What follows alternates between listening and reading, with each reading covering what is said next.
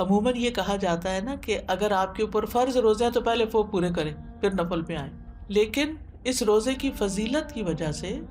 آپ اس دن کا روزہ رکھ لیں، پھر اس کے بعد باقی قضا پوری کر لیں۔ یعنی فرض کی قضا سے پہلے خاص دن کا نفلی روزہ رکھنا جائز ہے، یعنی اگر کسی نے فرض پورے نہیں کیے تو نفلی سے محروم نہ رہے۔ یہ روزہ اس لیے رکھنا چاہیے کہ یہ خاص دن کا روزہ ہے، جبکہ رمضان کے روزوں کی قضا کی جو مدت ہے اس میں بہت وسعت ہے، اس کی بریکٹ بڑی ہے۔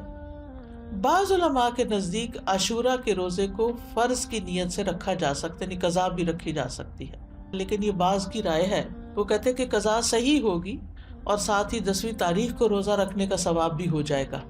یہ شیخ ابن عثیمین کا فتویٰ ہے، ان کے خیال میں ایسا کیا جا سکتا ہے، لیکن افضل یہی ہے کہ عاشورہ کا روزہ نفل نیت سے ہی رکھا جائے، فرض کو اس میں مکس نہ کیا جائے۔ لیکن 9 اور 11 کا روزہ قضا کی نیت سے رکھنا جائز ہے،